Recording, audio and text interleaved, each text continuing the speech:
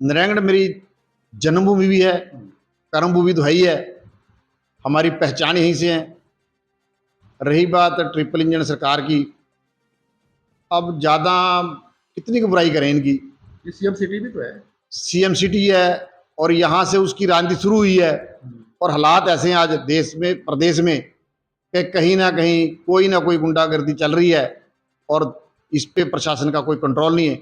ये तो काम कर सकते हैं कि अगर हम आज सरकार के खिलाफ बोले, सरकार को हम रास्ता बताएं कि आप ये काम करने का प्रयास करो, हमारे ऊपर तो केस दर्ज कर सकती है, लेकिन जो गुनाहगार हैं उन पे सरकार केस करने में सक्षम नहीं है। विफल सरकार है।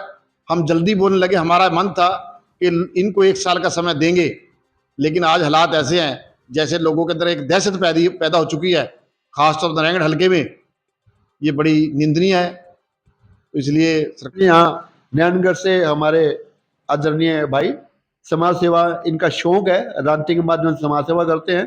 सरदार गुरपाल सिंह अकबरपुर किसी पैसे का मोहताज नहीं है, लगातार विधानसभा नारायणगढ़ की जनता के बीच में रहे हैं, परिणाम जैसे मर्जी रहे हों, लेकिन कभी निराशा का भाव नहीं, लगातार जनता के बीच में है। आइए करते हैं बातचीत के गत दिवस हरियाणा आम आदमी पार्टी की संगठन की मीटिंग पंचकुला में हुई, उसमें एज ए प्रदेश उपाध्यक्ष के तौर पर जो निर्णय लिए गए, जो जानकारी मिली, उसके बारे में बताएं थोड़ा कि संगठन को लेकर किस प्रकार की नई रणनीति पार्टी बना के चल रही है।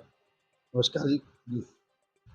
सबसे पहले तो आपका धन्यवाद कि आपने इतना हौसला देके हमें नवाज रहे हैं। जहाँ तक पार्टी की बात है, पार्टी की नीतियाँ, केजरीवाल जी की जो नीतियाँ, जो सोच है, उनके ऊपर हमें पूरा विश्वास है कि आम लोगों के लिए अरविंद केजरीवाल जी ने जो सोच रखी हुई है, जो नीतियाँ हैं, शिक्षा और स्वास्थ्य है। अगर हमने दुनिया में आगे बढ़ना है तो शिक्षा और स्वास्थ्य को मजबूत करना होगा। जब हम देश में बच्चों का भविष्य बनाने के लिए अच्छी शिक्षा देंगे और बुजुर्गों को, नौजवानों को अगर कहीं हेल्थ की जरूरत पड़ेगी तो उनको अच्छे हॉस्पिटल मिलने चाहिए। ये चीज़ों पे अगर केजरीवाल जी काम कर रहे हैं तो मजबूरन दूसरी सरकारों को भी काम करना पड़ेगा, और अगर नहीं करती, आज नहीं तो कल इनका सफाया होगा 100%। और आने वाला जो नेता होगा, आम आदमी पार्टी का नेता होगा अरविंद केजरीवाल जी, हमारे देश की, हिंदुस्तान की लीड करेंगे एक दिन, याद रखना जी मेरी बात।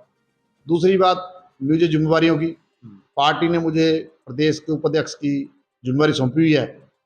इसके लिए मैं पूरे नेतृत्व का, हरियाणा के डॉक्टर सुशील गुप्ता जी का और केजरीवाल जी का धन्यवाद भी करता हूँ।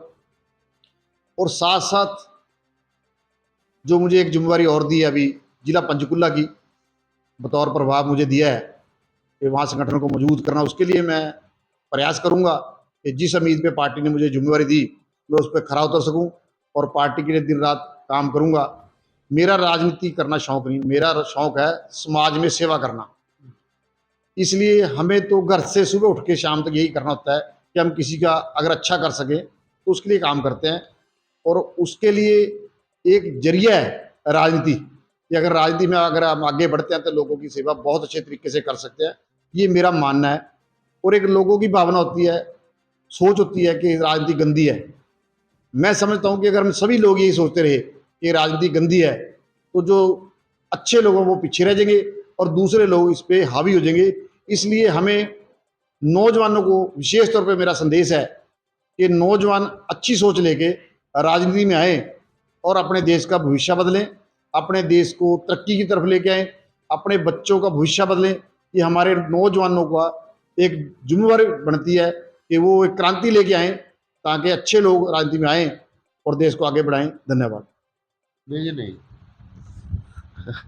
सर गुरपाल सिंह जी, एक बात जानकारी और चाहूँगा, जैसे परिसीमन को लेकर प्रयास किए जा रहे हैं कि हमारी लोकसभा माला की सीट जनरल हो सकती है प्रसन्न होने के बाद, उसमें भी कई लोग अपनी ओर से दावेदारी कर रहे हैं। ये जनरल हुई तो निश्चित तौर पर यहाँ से भी जनता मौका दे सकती है, पार्टी मौका दे सकती है आपको लोकसभा चुनाव में, यदि ये लोकसभा जनरल होती है तो। देखो जी, मैं आम आदमी पार्टी का एक सच्चा सिपाही हूँ। अगर पार्टी यहाँ पे हिंदुस्तान में जो जैसे चल रहा है परिसीमन का, ये परिसीमन हो सकता है यहाँ, और यहाँ लोकसभा अलग सीट बन सकती है। अगर पार्टी कोई मुझे जिम्मेवारी देती है, मैं एक ईमानदार सिपाही होने के नाते पार्टी की जिम्मेवारी निभाऊंगा। हार जीत बनी हुई है।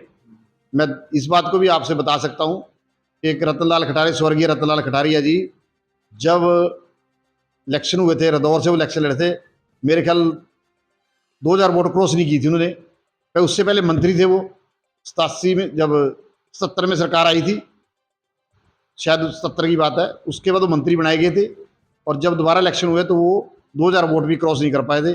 और ऐसे कई ऐसे नेता है जिन्होंने पहले बड़ी बुरी तरह से हार का मुंह देखना पड़ा, लेकिन फिर वो एमएलए बने, मंत्री बने या लोकसभा मेंबर बने और नेतृत्व कर रहे हैं देश में। तो मेरा ये मानना नहीं है हम इलेक्शन हारे हैं, मन नहीं हारे, हौसला नहीं हारे। हम दिन रात पार्टी के लिए काम करेंगे, लोगों के लिए काम करेंगे। और अगर कहीं फिर भी हमारे से कहीं पिछले उसमें चूक हुई होगी, हम उसका सुधार करेंगे ताकि लोगों को विश्वास में ले आके लोगों का विश्वास जीत सकें।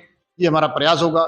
और लोकसभा की जहाँ तक लड़ने की बात है, अगर हम इलेक्शन ना भी लड़े तब भी हम एक अहम भूमिका पार्टी के लिए लोकसभा में भी निभाएंगे। ये हमारा प्रयास रहेगा। गुरपाल सिंह जी, नारायणगढ़ आपकी कर्म भूमि है, ट्रिपल इंजन की सरकार यहाँ पर है आपके यहाँ। क्या यहाँ के नारायणगढ़ के हालात पहले से बेहतर हुए हैं या बदतर हुए हैं सर? नारायणगढ़ मेरी जन्मभूमि भी है, कर्मभूमि तो है ही है, हमारी पहचान यहीं से है। रही बात ट्रिपल इंजन सरकार की, अब ज़्यादा कितनी बुराई करें इनकी। ये सीएम सिटी भी तो है। सीएम सिटी है और यहाँ से उसकी राजनीति शुरू हुई है। और हालात ऐसे हैं आज देश में, प्रदेश में, कि कहीं ना कोई गुंडागर्दी चल रही है और इस पे प्रशासन का कोई कंट्रोल नहीं है। ये तो काम कर सकते हैं कि अगर हम आज सरकार के खिलाफ बोले, सरकार को हम रास्ता बताएं कि आप ये काम करने का प्रयास करो, हमारे ऊपर तो केस दर्ज कर सकती है। लेकिन जो गुनाहगार हैं उन पे सरकार केस करने में सक्षम नहीं है। विफल सरकार है। हम जल्दी बोलने लगे, हमारा मन था कि इनको 1 साल का समय देंगे, लेकिन आज हालात ऐसे हैं जैसे लोगों के अंदर एक दहशत पैदा हो चुकी है, खासतौर पर नारायणगढ़ हल्के में। ये बड़ी निंदनीय है। तो इसलिए सरकार को जागना चाहिए इस पे और काम करना चाहिए ताकि लोगों को एक अच्छा प्रशासन मिल सके। ऐसी उम्मीद करते हैं हम। विकास कार्यों को लेकर प्रसन्न है यहाँ के इलाके में, इस सरकार विकास कार्य? विकास से ज़्यादा पहले सुरक्षा जरूरी है, आम सुरक्षा जरूरी है। जब तक हमें अपने आप पर विश्वास नहीं होगा कि यहाँ से अगर लोग पलायन कर गए तो क्या होगा नारायणगढ़ का, हमें इस बात की चिंता है। और ये सरकार को सोचना चाहिए। गाँव से लोग पलायन कर रहे हैं, शहरों से लोग पलायन कर रहे हैं, अगर ऐसे चलता रहा तो नारायणगढ़ में कोई आगे खड़ा नहीं होगा, ऐसा मेरा मानना है। बहुत बहुत शुक्रिया, बहुत बहुत धन्यवाद सरदार गुरपाल सिंह जी, अकबरपुर।